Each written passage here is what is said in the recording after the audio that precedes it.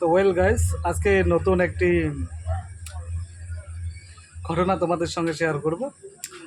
ঘটনাটা কি হয়েছে, আমি গতকালকে গিয়েছিলাম ব্যাংকে।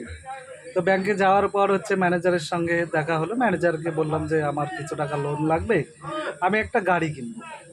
এবার ম্যানেজার সাহেব আমাকে বলতেছে, আপনি আমাদের ব্যাংকের সব রুলস জানেন? আমি বললাম না।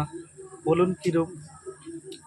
তো উনি তখন আমাকে বলতেছে, আপনি যে গাড়িটা কিনবেন, ঠিক আছে, সেই গাড়িটা কেনার পর আপনি যদি আমাদের ব্যাংকের লোন শোধ করতে না পারেন, তাহলে কিন্তু আমরা সেই গাড়িটা নিয়ে নেব। আমি তো শুনে একদম রীতিমতো অবাক। আরে এ কি বলে!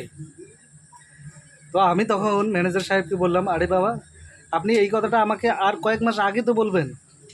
উনিও অবাক হয়ে গেল, বলতেছে কেন?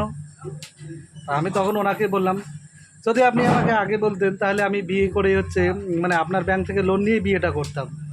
আপনি বলবেন না ভাই, বিয়ে করার পর যে জিনিসটা নিয়ে আসছি, বুঝলেন, আমার জীবন একেবারে অতিষ্ঠ করে দিয়েছে। তো এই ধরনের জিনিসটা মানে বাড়িতে রাখার থেকে না রাখাই ভালো। আপনারা আগে বললে তো বাকিটা হয়ে যায়। আহ,